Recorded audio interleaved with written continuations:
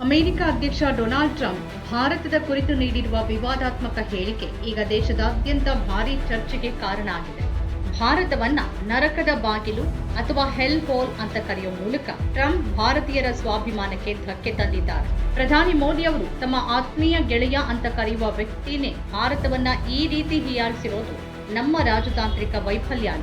ಭಾರತೀಯರು ಅಮೆರಿಕದಂತಹ ದೇಶಗಳಿಗೆ ಉದ್ಯೋಗಕ್ಕಾಗಿ ವಲಸೆ ಹೋಗೋದನ್ನ ಟ್ರಂಪ್ ಅವರು ಅಕ್ರಮ ಅಥವಾ ಅನೈತಿಕ ಅನ್ನುವಂತೆ ಬಿಂಬಿಸ್ತಿರೋದು ಎಷ್ಟು ಸರಿ? ಡೊನಾಲ್ಡ್ ಟ್ರಂಪ್ ತಮ್ಮ ಟ್ರುತ್ ಸೋಷಿಯಲ್ ಜಾಲತಾಣದಲ್ಲಿ ಸುದೀರ್ಘ ಪತ್ರವೊಂದನ್ನು ಹಂಚಿಕೊಂಡಿದ್ದು ಅದರಲ್ಲಿ ಭಾರತ ಮತ್ತು ಚೀನಾವನ್ನ ಜಗತ್ತಿನ ನರಕದ ಕೂಪಗಳು ಅಂತ ಸಂಬೋಧಿಸಿದ್ದಾರೆ. ಅಮೆರಿಕದಲ್ಲಿ ಜನ್ಮಸಿದ್ಧ ಪೌರತ್ವದ ಕಾನೂನನ್ನ ದುರುಪಯೋಗಪಡಿಸಿಕೊಳ್ಳೋಕೆ ಭಾರತೀಯರು ಅಲ್ಲಿಗೆ ಹೋಗಿ ಮಕ್ಕಳನ್ನ ಹೆರ್ತಾರೆ ಮತ್ತು ನಂತರ ಇಡೀ ಕುಟುಂಬವನ್ನೇ ಅಮೆರಿಕಕ್ಕೆ ಕರೆಸಿಕೊಳ್ತಾರೆ ಅಂತ ಅವರು ಗಂಭೀರ ಆರೋಪ ಮಾಡಿದ್ದಾರೆ. ಇದು ಅಮೆರಿಕದಲ್ಲಿ ನೆಲೆಸಿರುವ ಲಕ್ಷಾಂತರ ಭಾರತೀಯ ಮೂಲದ ಜನರನ್ನ ಅವಮಾನಿಸುವಂತಿದೆ, ಅವರ ನಿಷ್ಠೆಯನ್ನ ಪ್ರಶ್ನಿಸುವಂತಿದೆ. ಇತ್ತೀಚಿನ ದಿನಗಳಲ್ಲಿ ಅಮೆರಿಕದಲ್ಲಿ ಇಂಗ್ಲಿಷ್ ಭಾಷೆ ಬಳಕೆ ಕಡಿಮೆಯಾಗ್ತಿದೆ ಮತ್ತು ವಲಸಿಗರಿಗೆ ಆ ದೇಶದ ಮೇಲೆ ಯಾವುದೇ ಗೌರವ ಇಲ್ಲ ಅಂತ ಹೇಳುವ ಮೂಲಕ ಅವರು ಜನಾಂಗೀಯ ದ್ವೇಷವನ್ನ ಪ್ರಚೋದಿಸುವ ಪ್ರಯತ್ನ ಮಾಡಿದ್ದಾರೆ ಅಂತ ವಿಶ್ಲೇಷಕರು ಅಭಿಪ್ರಾಯಪಟ್ಟಿದ್ದಾರೆ. ಅಮೆರಿಕದ ಕ್ಯಾಲಿಫೋರ್ನಿಯಾದಂತಹ ತಾಂತ್ರಿಕ ವಲಯಗಳಲ್ಲಿ ಭಾರತೀಯರು ಮತ್ತು ಚೀನಿಯರು ಹೆಚ್ಚಿನ ಉದ್ಯೋಗಗಳನ್ನು ಪಡೆದಿರುವುದನ್ನ ಟ್ರಂಪ್ ಟೀಕಿಸಿದ್ದಾರೆ. ಅಮೆರಿಕನ್ನರಿಗೆ ಸಿಗಬೇಕಾದ ಉದ್ಯೋಗಗಳನ್ನ ಭಾರತೀಯರು ಕಿತ್ಕೊಳ್ತಿದ್ದಾರೆ ಮತ್ತು ಅಲ್ಲಿನ ನೇಮಕಾತಿ ಪ್ರಕ್ರಿಯೆ ಭಾರತೀಯರ ಪರವಾಗಿ ವಾಲಿದೆ ಅಂತ ಅವರು ದೂರಿದ್ದಾರೆ. ಆದರೆ ವಾಸ್ತವದಲ್ಲಿ ಭಾರತೀಯರು ತಮ್ಮ ಪ್ರತಿಭೆ ಮತ್ತು ಕಠಿಣ ಪರಿಶ್ರಮದಿಂದ ಆ ಉದ್ಯೋಗಗಳನ್ನ ಗಳಿಸಿದ್ದಾರೆ ಅನ್ನೋದನ್ನ ಅವರು ಮರೆತಂತಿದೆ. ಟ್ರಂಪ್ ಅವರ ಈ ಹೇಳಿಕೆ ಭಾರತದ ರಾಜಕೀಯ ವಲಯದಲ್ಲೂ ಭಾರೀ ಸಂಚಲನ ಮೂಡಿಸಿದೆ. ಕಾಂಗ್ರೆಸ್ ಮತ್ತು ಇತರ ವಿರೋಧ ಪಕ್ಷಗಳು ಪ್ರಧಾನಿ ಮೋದಿಯವರ ವಿರುದ್ಧ ವಾಗ್ದಾಳಿ ನಡೆಸಿವೆ. ನನ್ನ ಗೆಳೆಯ ಡೊನಾಲ್ಡ್ ಟ್ರಂಪ್ ಅಂತ ಹೇಳಿಕೊಳ್ಳುವ ಪ್ರಧಾನಿಯವರು ಭಾರತವನ್ನ ನರಕ ಅಂತ ಕರೆದಾಗ ಯಾಕೆ ಮೌನವಾಗಿದ್ದಾರೆ ಅಂತ ಪ್ರಶ್ನೆ ಮಾಡಿವೆ. ಭಾರತೀಯರನ್ನ ಲ್ಯಾಪ್ಟಾಪ್ ಹಿಡಿದಿರುವ ದರೋಡೆಕೋರರು ಅಂತ ಟ್ರಂಪ್ ಜರಿದಿದ್ದರು ಸರ್ಕಾರ ಕೇವಲ ನಾವು ವರದಿಗಳನ್ನ ಗಮನಿಸಿದ್ದೇವೆ ಅನ್ನೋ ಒಂದು ಸಾಲಿನ ಉತ್ತರ ನೀಡಿ ಸುಮ್ಮನಾಗಿರೋದು ದುರ್ಬಲ ವಿದೇಶಾಂಗ ನೀತಿಯ ಸಂಕೇತ ಅಂತ ವಿರೋಧ ಪಕ್ಷಗಳು ಟೀಕಿಸಿವೆ. ಈ ವಿಷಯ ಈಗ ಸಾಮಾಜಿಕ ಜಾಲತಾಣಗಳಲ್ಲಿ ಮಾತ್ರವಲ್ಲದೆ ಚುನಾವಣಾ ಪ್ರಚಾರಗಳಲ್ಲೂ ಪ್ರಮುಖ ಚರ್ಚಾ ವಿಷಯವಾಗಿ ಬದಲಾಗಿದೆ.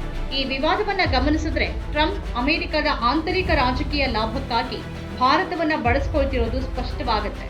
ಅಮೆರಿಕದಲ್ಲಿ ಚುನಾವಣೆಗಳು ಸಮೀಪಿಸ್ತಾ ಇರುವಾಗ ತಮ್ಮ ಮತದಾರರನ್ನ ಓಲೈಸೋಕೆ ಅವರು ಅಮೆರಿಕ ಮೊದಲು ಅನ್ನೋ ಮಂತ್ರವನ್ನ ಮತ್ತೆ ಜಪಿಸ್ತಿದ್ದಾರೆ.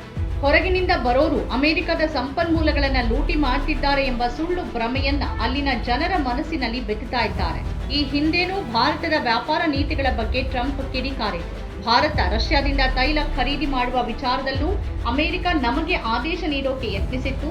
ನಮ್ಮ ದೇಶದ ಆಂತರಿಕ ವಿಚಾರಗಳಲ್ಲಿ ಮತ್ತು ಅಂತಾರಾಷ್ಟ್ರೀಯ ಸಂಬಂಧಗಳಲ್ಲಿ ಬೇರೆ ದೇಶಗಳ ಹಸ್ತಕ್ಷೇಪಗಳನ್ನ ನಾವೆಷ್ಟು ಮಟ್ಟಿಗೆ ಸಹಿಸಿಕೊಳ್ಬೇಕು ಅನ್ನೋದು ಇಲ್ಲಿನ ಪ್ರಮುಖ ಪ್ರಶ್ನೆ.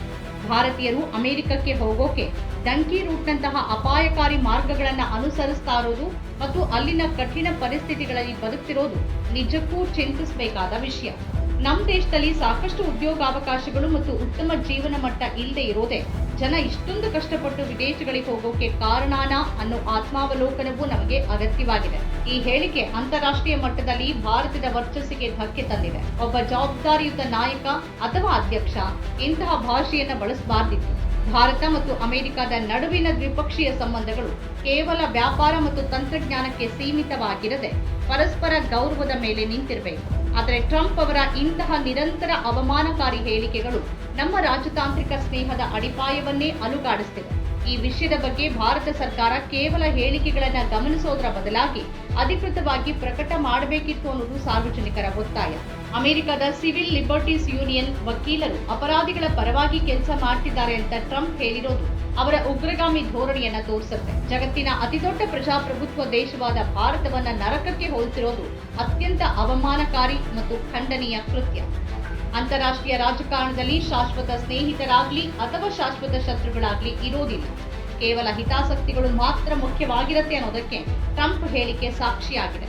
ನಮ್ಮ ದೇಶದ ಗೌರವ ಮತ್ತು ಸ್ವಾಭಿಮಾನವನ್ನ ಹರಾಜಿಗಿಡುವಂತಹ ಹೇಳಿಕೆಗಳನ್ನ ಯಾರೇ ನೀಡಿದ್ರು ಅದನ್ನ ಬಲವಾಗಿ ಖಂಡಿಸುವ ಧೈರ್ಯ ನಮ್ಮ ಸರ್ಕಾರಕ್ಕೆ ಇರಬೇಕು. ಭಾರತ ಇಂದು ಜಾಗತಿಕವಾಗಿ ಬೆಳೆದಿರುವ ಶಕ್ತಿಯಾಗಿದ್ದು ಯಾವುದೇ ದೇಶದ ದಾಕ್ಷಿಣ್ಯವಿಲ್ಲದೆ ಸ್ವತಂತ್ರವಾಗಿ ನಿರ್ಧಾರ ತೆಗೆದುಕೊಳ್ಳುವ ಶಕ್ತಿ ಹೊಂದಿದೆ.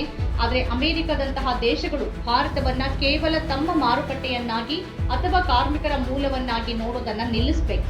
ಭಾರತೀಯರು ವಿದೇಶಗಳಿಗೆ ಹೋಗಿ ಆ ದೇಶದ ಅಭಿವೃದ್ಧಿಗೆ ನೀಡುತ್ತಿರುವ ಕೊಡುಗೆಯನ್ನ ಜಗತ್ತು ಗುರುತಿಸಬೇಕಿದೆ. ನರಕದ ಬಾಗಿಲು ಅಂತ ಕರೆಸ್ಕೊಳ್ಳೋಕೆ ಭಾರತ ಏನು ಸಾಮಾನ್ಯ ದೇಶ ಅಲ್ಲ. ಇದು ಸಾವಿರಾರು ವರ್ಷಗಳ ಇತಿಹಾಸ ಮತ್ತು ಸಂಸ್ಕೃತಿ ಹೊಂದಿರೋ ರಾಷ್ಟ್ರ. ಆದ್ರಿಂದ ಇಂತಹ ಹಗುರ ಹೇಳಿಕೆಗಳಿಗೆ ಬಲಿಯಾಗದೆ ನಮ್ಮ ದೇಶದ ಒಳಗಿನ ಅವಕಾಶಗಳನ್ನು ಹೆಚ್ಚಿಸೋದೇ ಇದಕ್ಕೆ ನೀಡಬಹುದಾದ ಸರಿಯಾದ ಉತ್ತರ.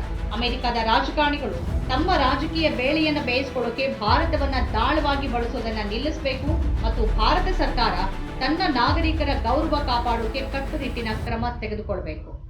ನಮ್ಮ ಕಾರ್ಯಕ್ರಮಗಳನ್ನು ನೀವು ನೋಡ್ತಾ ಇದ್ರೆ ನಮ್ಮ ಚಾನೆಲ್ ಅನ್ನ ಸಬ್ಸ್ಕ್ರೈಬ್ ಮಾಡಿ, ಪಕ್ಕದ ಬೆಲ್ ಐಕಾನ್ ಒತ್ತಿ ನಮ್ಮನ್ನ ಬೆಂಬಲಿಸಿ.